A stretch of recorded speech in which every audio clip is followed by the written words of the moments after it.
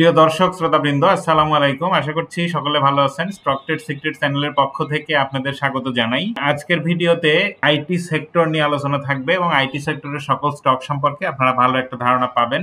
আর সূচক কি অবস্থায় আছে, কেমন হতে পারে, এই বিষয়টা আমি কয়েকদিন আগে বলেছিলাম, এটা নিয়েও আলোচনা থাকবে। এবং মিউচুয়াল ফান্ড গত 2 দিন যাবৎ বাড়ছে, মিউচুয়াল ফান্ড সেক্টরটা কি অবস্থায় আছে এবং কতদূর পর্যন্ত যাওয়ার সম্ভাবনা আছে সেই বিষয়টা আমি আপনাদের সামনে তুলে ধরার চেষ্টা করব আজকের ভিডিওতে। ডিএসসিবিডির যে হোম পেজ সেখান থেকে তাহলে আজকে দেখেন যে টাকার অঙ্কে লেনদেন হয়েছে 482,51,00,000 টাকা এবং আজকে দাম বেড়েছে 149টা স্টকের, দাম কমেছে 186টি স্টকের এবং দাম অপরিবর্তিত আছে 58টি স্টকের। টপ সেক্টর বাই গেইনার, অর্থাৎ গেইনারের তালিকায় আজকে টপ সেক্টর কিন্তু মিউচুয়াল ফান্ড, দ্বিতীয় টেক্সটাইল, তৃতীয় হচ্ছে ইঞ্জিনিয়ারিং সেক্টর, চতুর্থ ফার্মাসিউটিক্যাল সেক্টর। ক্যাটাগরি এবং ভ্যালুর দিক থেকে যে সেক্টর 1, 2, 3 আছে সেগুলো যদি আমরা দেখি তাহলে এখানে টেক্সটাইল সেক্টর, তারপরে pharmaceutical sector, food and allied sector এবং ব্যাংক সেক্টর সূচক হারিয়েছে 2.93 পয়েন্ট। সূচকের অবস্থান 5207.36। তাহলে চার্ট দেখে যদি এটা আমরা বলি, ডিএসসিবিটির যে ব্রড ইন্ডেক্স সেটা দেখে, তাহলে এখানে দেখেন যে সূচক কিন্তু সাইডওয়েতে আছে এবং বেশি একটা উপরেও যাচ্ছে না, নিচেও যাচ্ছে না। তবে এখান থেকে নিচে আসলে কত দূর আসতে পারে আমার আগের ভিডিওতে আমি বলেছিলাম এবং একটা উদাহরণ দিয়েও দেখিয়েছিলাম। এই জায়গাটার মতো গ্রিন ক্যান্ডেল, রেড ক্যান্ডেল যখন এখানে দুইটা হয়ে যায়, বলেছিলাম এখানে যদি একটা গ্রিন ক্যান্ডেল করতে পারে তাহলে মার্কেট পজিটিভ হবার আভাস দেবে। তাহলে এখানে একটা গ্রিন ক্যান্ডেল করেছে কিন্তু আজকে মার্কেট পজিটিভ হওয়ার আভাস দিতে পারেনি। এটা গত দিনের মতোই একটা পিনবার ক্রিয়েট করেছে, তবে আজকেরটা বেয়ারিশ পিনবার, যেহেতু রেড বডিটা এবং 2 পয়েন্ট সূচক হারিয়েছে, 2 পয়েন্টের কিছুটা বেশি। তবে আসার কথা যে নেগেটিভ মার্কেটেও ভলিউম যে অনেক বেশি বেড়েছে তা না, ভলিউমের একটা কনসিস্টেন্সি আমরা লক্ষ্য করছি। এটার যে এভারেজ ভলিউম, এই দীর্ঘদিন থেকে যে মার্কেটের চলছে তার যে এভারেজ ভলিউম, এটা যদি খেয়াল করেন তাহলে তার এভারেজ ভলিউম বরাবরই আছে আজকের ভলিউম। তাহলে এখান থেকে সূচক যদি কমে যায়, খুব কমার সম্ভাবনা আসলে আপাতত ওইভাবে দেখা যাচ্ছে না, এটা বাড়লে উপরের দিকে যেতে পারে। তবে যখন বাড়বে তখন কোথায় যাবে এবং যখন আরো কমে যাবে তখন কতটুকু কমবে সেই বিষয়টা ধারণা দেওয়া যাবে। আপাতত দেখা যাক আগামী বৃহস্পতিবারে সূচক কি হয়। বাড়া কমার সম্ভাবনা সমানই এখান থেকে বলা যায়। মিউচুয়াল ফান্ড সেক্টর কিন্তু একটা ডব্লিউ প্যাটার্নের মতো প্যাটার্ন ক্রিয়েট করে নেকলাইনটা ব্রেক করে উপরে গেছে। এখন দেখার বিষয় যে এই নেকলাইন ব্রেক করে আগামীকাল, অর্থাৎ যেহেতু ব্রেক করেছে তাহলে ব্রেক করার পরে সচরাচর পরের দিন রিটেস্ট করে অথবা আরো একদিন পরে রিটেস্ট করে বা রিটেস্ট করতেই হয়। তাহলে যেহেতু ব্রেকআউট করে উপরে গেছে নেকলাইনটা, তাহলে আগামীকাল এটা হয়তো রিটেস্ট করতে পারে।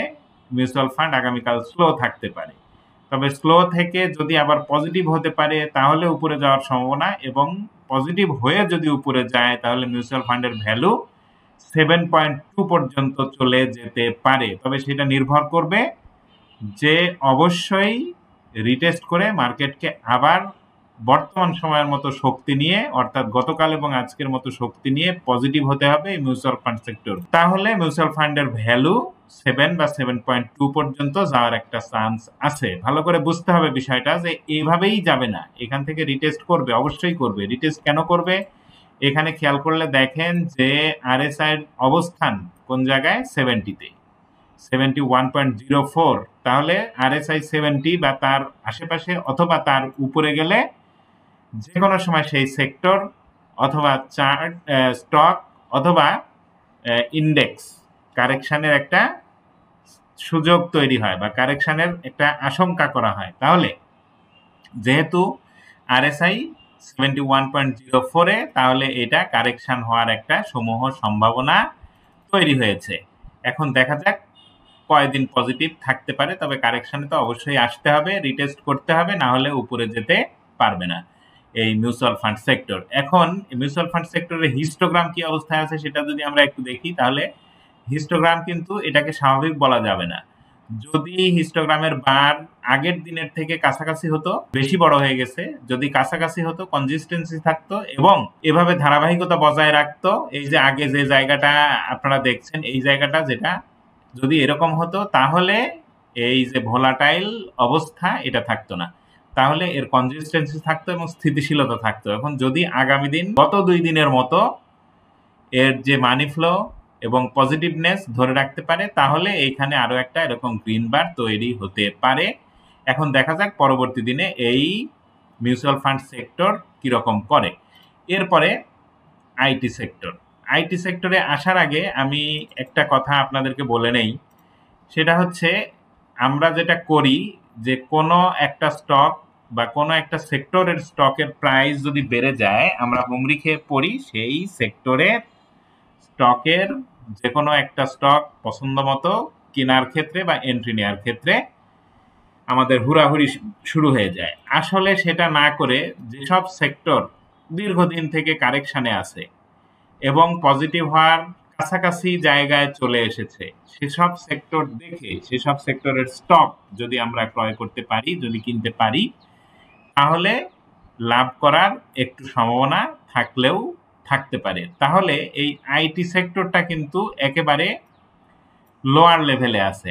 আইটি সেক্টরকে আজকের যে ভ্যালু সেই অনুযায়ী আমি সাজিয়ে নিয়েছি। এখানে আপনারা দেখেন আইটি সেক্টরের চার্ট দেখলেই আপনারা বুঝবেন যে বারবার কোন জায়গা থেকে আইটি সেক্টর পজিটিভ হয়েছে।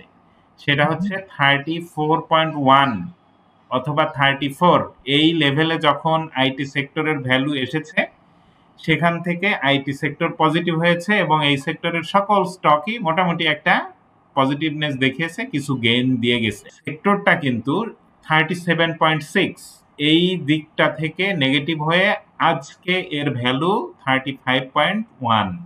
তাহলে আজকেও একটা স্পিনিং টপ ক্যান্ডেল, তবে বেয়ারিশ ক্যান্ডেল ক্রিয়েট করেছে, এখান থেকে হয়তো আরো একটু কমে যাওয়ার সম্ভাবনা আছে। যদি আরো একটু কমে যায় এবং সেক্ষেত্রে 34.7 34.5 থেকে 7 এই দিকটা থেকে পজিটিভ হয়, তাহলে এটা আবার 37.6 এই এরিয়াটা পর্যন্ত চলে যেতে পারে এবং 37.6 বা 7 এই দিকটা যদি ব্রেকআউট করে, তাহলে উপরে যাওয়ার চিন্তা। যদি পজিটিভ হয় তখন বলা হবে কোন দিকটায় যেতে পারে।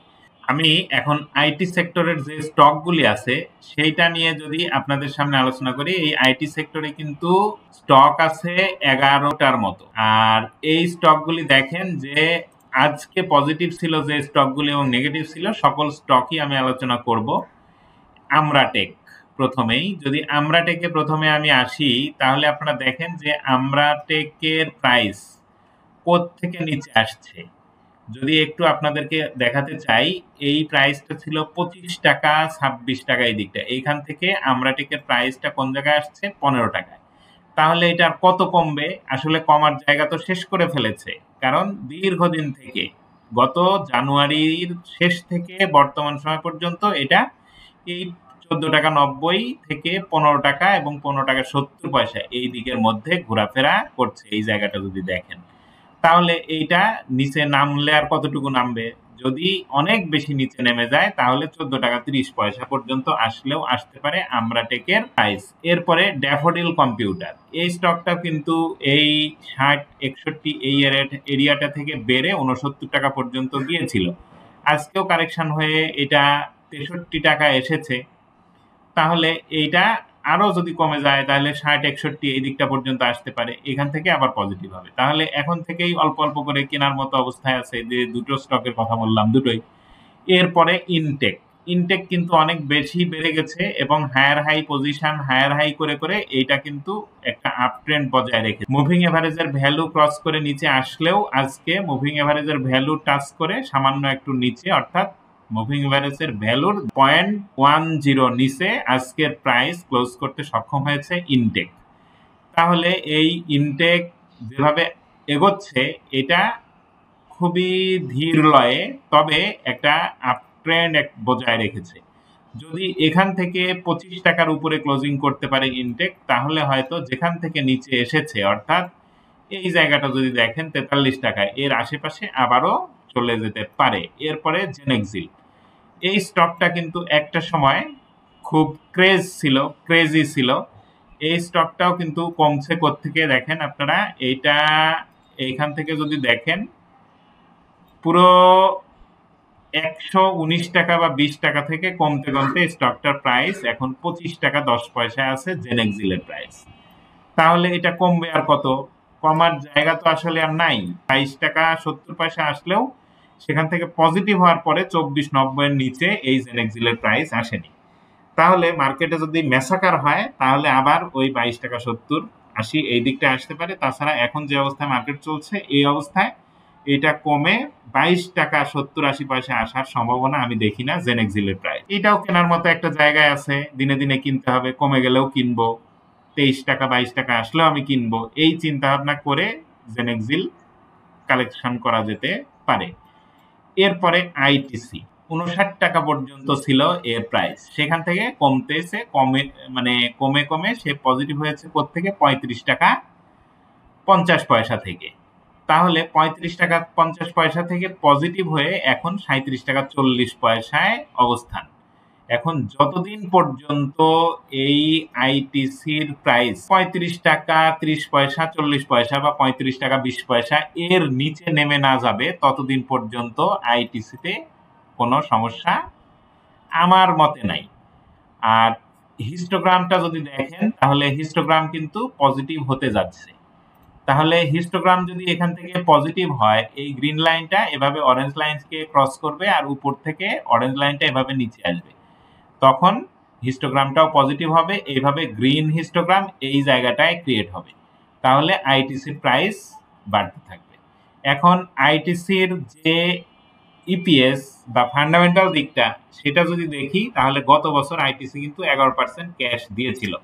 এবার ফার্স্ট কোয়ার্টার এবং সেকেন্ড কোয়ার্টারে আয় করেছে 1 টাকা 92 পয়সা এবং গত বছর 24 সালে ডিভিডেন্ড ঘোষণার সময় আয় করেছিল 2 টাকা 98 পয়সা। তাহলে যেহেতু 2 কোয়ার্টারেই 1 টাকা 92 পয়সা আয় করে ফেলেছে, তাহলে পরবর্তী 2 কোয়ার্টারে অর্থাৎ থার্ড কোয়ার্টার এবং ফোর্থ কোয়ার্টারে 1 টাকা যদি গেইন করে আয় করে তাহলে আমরা যদি দেখি যে থার্ড কোয়ার্টারে গত বছর আয় করেছিল কত 81 পয়সা, তাহলে 81 পয়সা যদি গেইন করে তাহলে তো কথাই নাই। এবং গত বছর ফোর্থ কোয়ার্টারে যেটা আয় করেছিল সেটা কত 74 পয়সা, তাহলে 74 পয়সার 81 পয়সা 155 পয়সা, তাহলে 1 টাকা 55 পয়সা যদি আয় করে গতবারের মতোই, যদি নেগেটিভ না হয় তাহলেও এটা 12 থেকে 13% ক্যাশ ডিভিডেন্ড দিবে। এখন আমরা দেখি যে 2016 সাল থেকে বর্তমান সময় পর্যন্ত আইটিসির ডিভিডেন্ড হিস্ট্রিটা কি। তাহলে দেখেন 21 এবং 22 সালে 5% এবং 6% তারা ক্যাশ ডিভিডেন্ড দিয়েছিল। তাছাড়া 16 সাল থেকে 24 সাল পর্যন্ত 21-22 বাদ দিয়ে 10 থেকে 15% ক্যাশ এবং স্টক মিলিয়ে ডিভিডেন্ড দিয়েছে। তাহলে ডিভিডেন্ড হিস্ট্রি অবশ্যই ভালো, এটা বলতেই হবে। এরপরে আমরা নেট, এই স্টকটাও কিন্তু 84-85 খুবই স্লো বাড়ে, এর চলাচলটা খুবই স্লো। 84-85 এই দিকটা থেকে নিচের দিকে আসছে এবং এটা পজিটিভ হতে পারেনি। এটা কবে থেকে? 2023 সালের এপ্রিল থেকে বর্তমান সময় পর্যন্ত। তাহলে এই স্টকগুলি যদি কালেকশন করা হয়, এখান থেকে দেখেন যে এটা শুধু নিচেই আসছে। তাহলে আর কত নিচে আসবে? দীর্ঘদিনের প্রাইস হিস্ট্রিও যদি আমরা দেখি তাহলে এখন যে প্রাইসে, এই প্রাইসে কিন্তু 2018 সাল পর্যন্ত এই আমরা নেট ছিল না। তাহলে এটা যে 23 টাকায় এর প্রাইস অবস্থান করছে, এটা যদি ভেঙে নিচে যায়ও আর কত নিচে যাবে? হয়তো 1 টাকা বা 2 টাকা নিচে আসতে পারে, তারও পরে তো একে পজিটিভ হতেই হবে। তাহলে এই স্টকটিও কেনার মতো একটা অবস্থায়, কেনার মতো একটা জায়গায় আছে, চাইলে আপনারা এই স্টকটা নিতে পারেন আমরা নেট। এরপরে বিডিকম, এই বিডিকম কিন্তু 22 টাকা এই দিকটা এসেছিল এবং এই দিকটা অনেক দিনই ছিল 22 টাকা 23 টাকা 24 টাকা এই দিকটা ছিল হচ্ছে 3 অক্টোবর 2024 থেকে যদি আমি বলি তাহলে 5 ফেব্রুয়ারি 2023 সাল পর্যন্ত। তারপরে এটা 27 টাকা পর্যন্ত চলে যায় এবং আজকে 24 টাকা 70-এ। যেহেতু এই 24 টাকা 70-80 থেকে 25 টাকা পর্যন্ত এর একটা ব্রেকআউট লেভেল ছিল এবং সেটা ব্রেকআউট করে যেহেতু 27 টাকা 20 পয়সা 30 পয়সা চলে গিয়েছিল, এটাকে যদি একটু বড় করে দেখাই তাহলে আমার মনে হয় যে একটু সহজ হবে। দেখেন যে এটা কিন্তু এভাবে বেড়ে আবার এভাবে কমছে। এখন কমলে কি হবে, যেখান থেকে বেড়েছিল তার নিচে গেলেও তার উপরে কিন্তু চলে যাবে। তাহলে এখন 24.70 টাকা আছে বিডিকমের প্রাইস। তাহলে এখান থেকে যে কোনো সময় একটা আপট্রেন্ড আমরা দেখবো এবং 27 টাকার উপরে এটা চলে যাবে। এরপরে আইএসএন লিমিটেড, এই স্টকটা কিন্তু লো পেড স্টক, আইটি সেক্টরের, যদিও এর ফান্ডামেন্টাল দিকটা খুব একটা ভালো না, তবে এই স্টকটা ভালো প্লে করে এখনো। এটা যদি আপনারা একটু দেখেন যে কোথা থেকে উপরের দিকে যাচ্ছে, 28 টাকা 20 পয়সা বা 30 পয়সা, 28 টাকা এদিকে এসেছিল, এদিক থেকে এইটা হায়ার হাই মেনটেন করে উপরের দিকেই যাচ্ছে এবং বর্তমানে আজকের যে ক্লোজিং প্রাইস 40 টাকা 60 পয়সা। তাহলে এই স্টকটায় আজকে ভলিউমও অন্যান্য দিনের তুলনায় একটু বেশি হয়েছে যদি দেখেন, এবং ভলিউমটা গ্রাজুয়ালি বাড়ছে। এরকম হলে কমা অবস্থায় যদি গ্রাজুয়ালি বাড়ে তাহলে কি হয়, এই স্টকটা বা যে কোনো একটা স্টক পজিটিভ হওয়ার ইঙ্গিত দেয়। তাহলে এটা এখান থেকে পজিটিভ হওয়ার ইঙ্গিত দিচ্ছে, এমন না যে আগামীকালই পজিটিভ হয়ে যাবে। এমনও হতে পারে যে এটা আরো 1 টাকা কমে 39 টাকা 60 পয়সা 70 পয়সা চলে আসতে পারে এবং সেখান থেকে এটা পজিটিভ হবে। তাহলে এখন যে জায়গায় আছে এটা কেনার মতো জায়গা, এবং এখান থেকে যদি আরো 1 টাকা কমে যায় তাহলেও এটা কিনা যাবে এবং সেখান থেকে পজিটিভ হবে। এর হিস্টোগ্রাম যদি আমি দেখাই আপনাদেরকে, তাহলে হিস্টোগ্রাম দেখেন, নেগেটিভিটি মানে এখনো শেষ করেনি, তার মানে এখনো একদিন এটা কমতে পারে। এভাবে নেগেটিভিটি শেষ করে যখন রেটটা ফেড হবে তখন এটাতে এন্ট্রি নিলে নেওয়া যেতে পারে আইএসএন এলটিডি, মানে আইএসএন লিমিটেড। এরপরে ইজেন, এই স্টকটা কিন্তু পজিটিভ হতে যেও হচ্ছে না, সূচকে যেভাবে নেগেটিভ হয়েছে এই স্টকটাও কিন্তু সেম, এই হিস্টোগ্রামটা একইভাবে নেগেটিভ হয়েছে। তাহলে দেখেন যে আজকে জেনারেশন আর কি, এটা কি করেছে, একটা হ্যামার ক্যান্ডেল ক্রিয়েট করেছে। প্রাইসটা কোথায় এসেছিল, 23 টাকা 10 পয়সা এসেছিল, ক্লোজিং করেছে 23 টাকা 60 পয়সা। কিন্তু ক্যান্ডেলটা বেয়ারিশ, মানে হ্যামারের যে হাতুড়ির অংশ, হাতুড়ির হ্যামারের অংশ সেইটা রেড। তাহলে আগামী দিনে যদি প্রাইসটা যেখান থেকে পজিটিভ হলো অর্থাৎ 23 টাকা 10 পয়সা 20 পয়সা এই এরিয়াটার নিচে নেমে না যায় তাহলে এই জেনারেশন আমার মনে হয় কেনা যায়।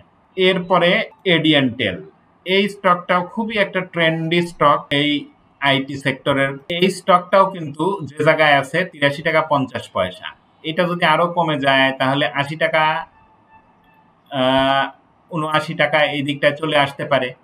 যে জায়গাগুলো থেকে পজিটিভ হয়েছে জুন 2024, আবার যদি দেখেন আগস্ট 2024, আবার যদি দেখেন অক্টোবর 2024, আবার যদি দেখেন ডিসেম্বর 2024, তাহলে এখান থেকে কমে যদি 80 টাকা পর্যন্ত এই জায়গায় আসে, এই এডিএনটেল এটা সাপোর্ট পাওয়ার একটা জায়গায় চলে এসেছে। তাহলে 1-2 টাকা কমলে কমতে পারে, নাও কমতে পারে। তাহলে এই 83 টাকা 50 পয়সায় এডিএনটেল কেনা যেতে পারে। এবং এডিএনটেল যদি ইপিএস গত ফার্স্ট কোয়ার্টার সেকেন্ড কোয়ার্টারে কিন্তু পজিটিভ, থার্ড কোয়ার্টারে মাত্র 50 পয়সা আয় করেছিল, তাহলে এইবার যদি পজিটিভ হয় তাহলে তো এটা ভালো একটা প্রাইস র্যালি করতে পারে, কারণ 23 সালে কিন্তু এটা 1 টাকা 2 পয়সা আয় করেছিল। আর এইবার যেহেতু ফার্স্ট কোয়ার্টার এবং সেকেন্ড কোয়ার্টারে পজিটিভ, ফার্স্ট কোয়ার্টারে 11 পয়সা সেকেন্ড কোয়ার্টারে 18 পয়সা এডিএনটেল, তাহলে এই ধারাবাহিকতা যদি বজায় থাকে এবং এই ফার্স্ট কোয়ার্টার সেকেন্ড কোয়ার্টারের মতো ইপিএস যদি গেইন করতে পারে তাহলে কিন্তু এই স্টকটা অবশ্যই একটা ভালো প্রাইস র্যালি করবে। সেক্ষেত্রে এটা আবার 100 টাকা 105-10 টাকায় চলে যেতে পারে। তবে প্রাইস যখন বাড়বে তখন বলা যাবে যে এটা কত দূর যায়। 105-10 টাকা যেতে হলে অবশ্যই এটাকে 95 টাকার উপরে একবার প্রাইস ক্লোজ করতে হবে এবং একটু রিটেস্ট করতে হবে। এরপরে আরো একটা ট্রেন্ডি স্টক এই আইটি সেক্টরের, সেটা হচ্ছে অগ্নি সিস্টেম। এই স্টকটাও কিন্তু দীর্ঘদিন এর বিনিয়োগকারীদের হতাশার মধ্যে রেখেছে। আমি কেন বলছি, আপনারা এখানে যদি খেয়াল করেন তাহলে দেখবেন এর প্রাইস র্যালি কিন্তু 2024 সালের জুন থেকে শুরু হয়েছিল এবং প্রাইস র্যালি শুরু করে অগ্নি সিস্টেম কিন্তু এভাবে করে দিনে দিনে দিনে দিনে এটা গিয়েছিল কোথায় দেখেন ৪১ টাকা পর্যন্ত, এবং সেখান থেকে প্রাইস ডাউন শুরু হয়। এটা 23 টাকা 20 পয়সা 30 পয়সা এই দিকটায় চলে আসে। তারপর থেকে এটা একটা পজিটিভ ট্রেন্ড বজায় রেখেছিল গত মার্চ ৩ মার্চ না, ঠিক 25শে ফেব্রুয়ারি পর্যন্ত। তারপর থেকে এটার আবার ডাউন ট্রেন্ড শুরু হয়। এটা স্ট্রাগল করছে এই অগ্নি সিস্টেম এবং পজিটিভ হওয়ার চেষ্টা করছে। আমি যদি একটু আপনাদেরকে দেখাই, আজকে একটা স্পিনিং টপ গ্রিন বডি দিয়ে ক্রিয়েট করেছে এবং নিচের শ্যাডোটা বেশি, অর্থাৎ 26 টাকা 50 পয়সা পর্যন্ত প্রাইস আসলেও 27 টাকায় প্রাইস ক্লোজ করতে সক্ষম হয়েছে, এবং মুভিং এভারেজের ভ্যালু ক্রস করে উপরে অনেক দিন যাবত এটার প্রাইস ক্লোজ করতে পারেনি, সেটা ৩ মার্চের পর থেকে আজকে পর্যন্ত ১৯শে মার্চ পর্যন্ত। তাহলে এই স্টকটা যদি পজিটিভ হয় এখান থেকে, এবং পজিটিভ হওয়ার ইঙ্গিত একটু দিয়েছে, যদি এটা ধরে রাখতে পারে এই অগ্নি সিস্টেম, তাহলে এখান থেকে ২৮ টাকা ২৯ টাকা পর্যন্ত আবার যেতে পারে, যেখান থেকে প্রাইস নেগেটিভ হয়েছিল গত ২৫শে ফেব্রুয়ারি। তাহলে এই ছিল মোটামুটি আইটি সেক্টর নিয়ে আপনাদের সামনে আলোচনা। যদি ভিডিওটা ভালো লাগে তাহলে লাইক দিতে পারেন, শেয়ার করতে পারেন, আর নতুন ভিডিও সবার আগে পেতে হলে চ্যানেলটা সাবস্ক্রাইব করতে হবে। ধন্যবাদ সবাইকে, ভালো থাকবেন।